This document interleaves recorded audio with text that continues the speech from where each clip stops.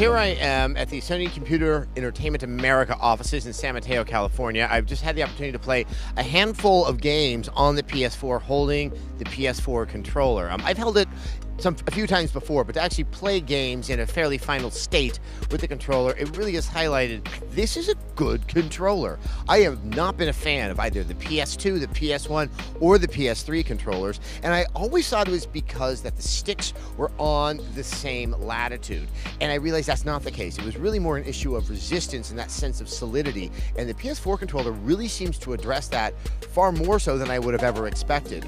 Let's talk about some of the buttons first. You have what would be the equivalent of a bumper button, and right below it, it's a trigger. It took me a second to get used to it because I attempted to put these two fingers covering both buttons and realized that's just not a natural and normal way to play.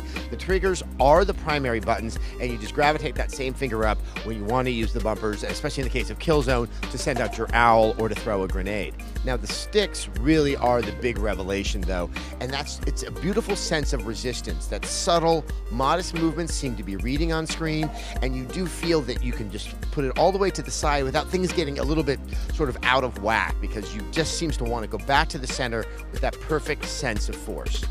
Now, there is the touchpad that's in the middle. I've seen it used in certain games where it just kind of takes you to the menu screen.